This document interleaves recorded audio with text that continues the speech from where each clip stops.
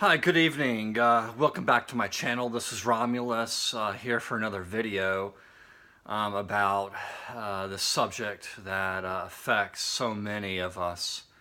And I'm talking about narcissistic abuse, dealing with narcissistic cluster B personalities, discovering what this is and how to deal with it, and kind of reflecting back on what the hell did I just go through? What the hell just happened?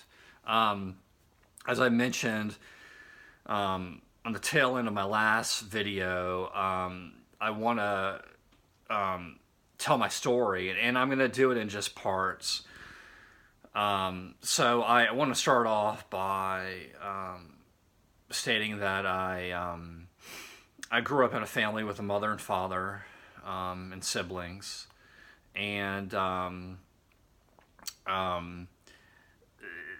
we were not a I did not have a lovey-dovey family. It was basically like a miniature Grand Central Station where everyone was going their own way, and there's sort of a mentality of every person for himself. There was no intimacy, no talking or discussing about the importance and the implementation of boundaries, character, philanthropy, none of that. Those things I think are important. A lot of superficial things were brought up, like the new big screen TV that a cousin got, which is completely meaningless and has no substance whatsoever. So, I grew up in this family, and, from as far back as I can remember, the golden child scapegoat dynamic was cultivated, and pitting siblings against each other, recognizing one over another, over superficial things. And basically, what I can relate it to is if someone breaks their back or breaks a bone, it needs to be reset the right way, or it's not going to grow or heal correctly. And in my situation, my case, it was a broken system, a broken dynamic where, people didn't grow in a healthy way. I don't know if that makes sense. But there, are a variety of things that one needs to grow and develop into a healthy person. And, compassion, empathy, character, integrity, and not to say that none of those things were impressed upon me. And in some ways they were. But that was the dynamic.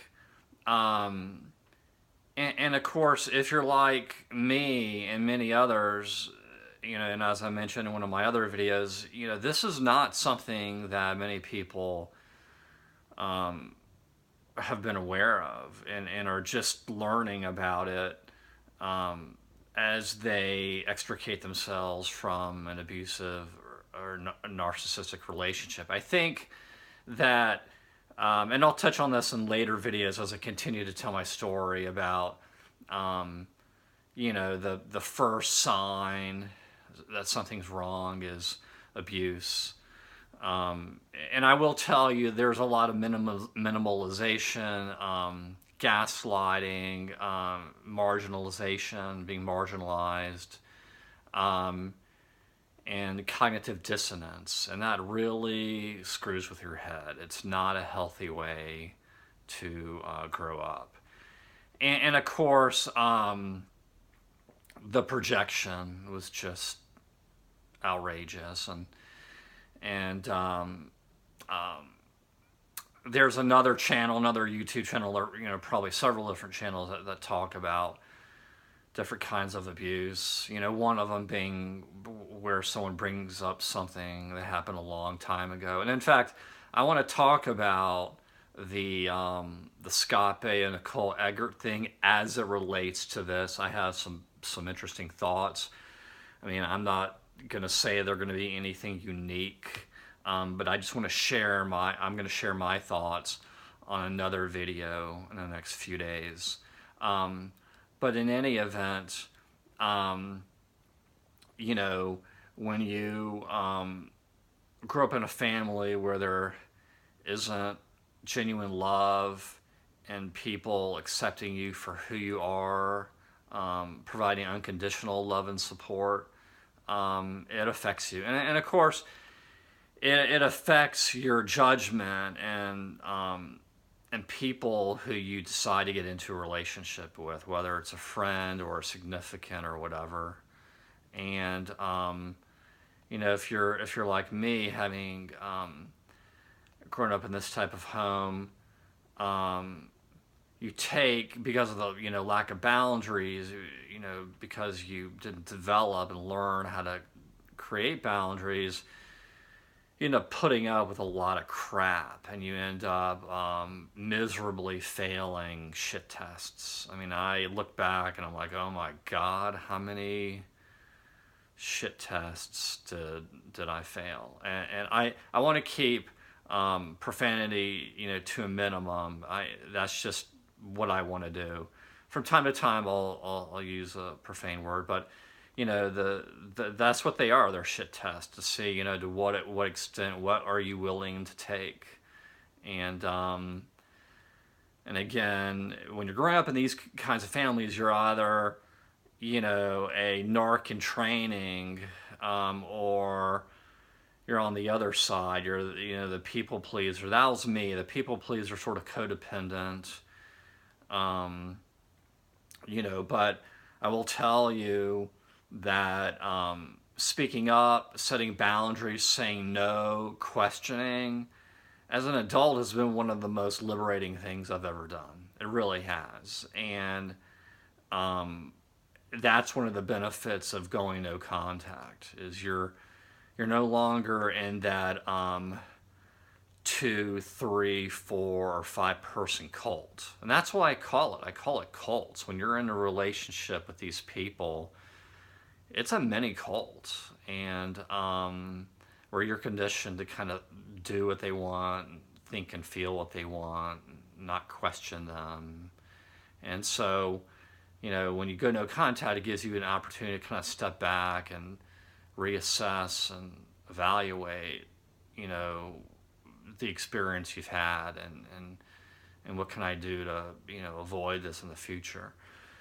But in any event, when there's no intimacy fostered in a family, and I know I'm kind of going all over the place, and I apologize for that, but when there's no intimacy fostered in a family, when the times are tough, you cannot expect them individually or collectively to do what you would think they would do, and that's in another video that I'm going to do. So I'm going to continue to do videos in the short term, telling my story and talking about the Scott Bay and Nicole Eggert, how it relates to this. And I thought about something that I know a lot of you have thought about in response to, in listening to Scott Bay's response.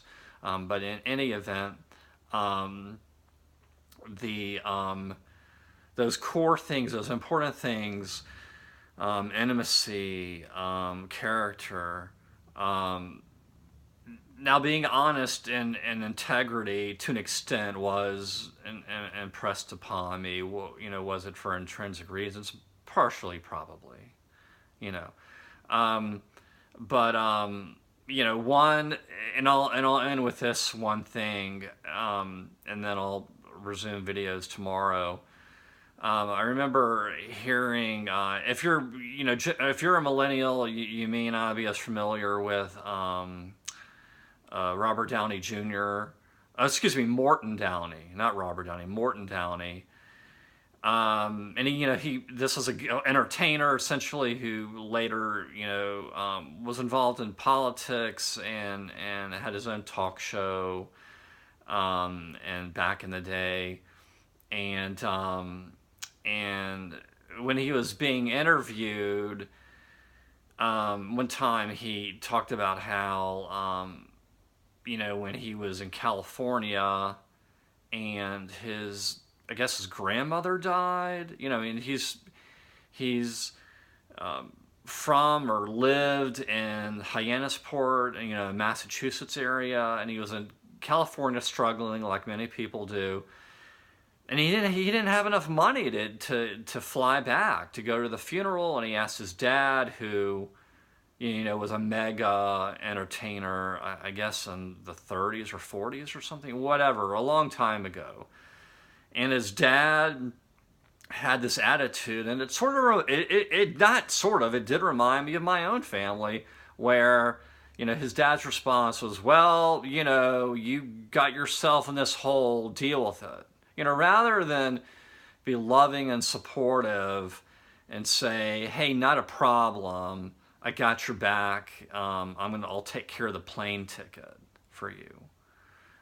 To get to the funeral. It wasn't like Mort Downey Jr. was, wanting a first class ticket to go to Atlantic City to gamble all weekend long. That wasn't it. He just wanted to go to his grandmother's funeral in the Northeast, and he was in California and didn't have a way to do it. And I just think that's really a crappy thing to do. I just think that's a really crappy, and I will tell you, and it's fine if people disagree with me. That's fine, but the whole tough love, I don't believe in the whole tough love thing. I don't believe in helping someone hurt themselves. But this wasn't one of those situations. This was a situation where the father, Mort Downey's father, was using money as a form of control and manipulation. That's what it came down to, and demonstrating his lack of character. And so, I'll leave with that, and with that, and we'll resume my next video, continuing to talk about my story, and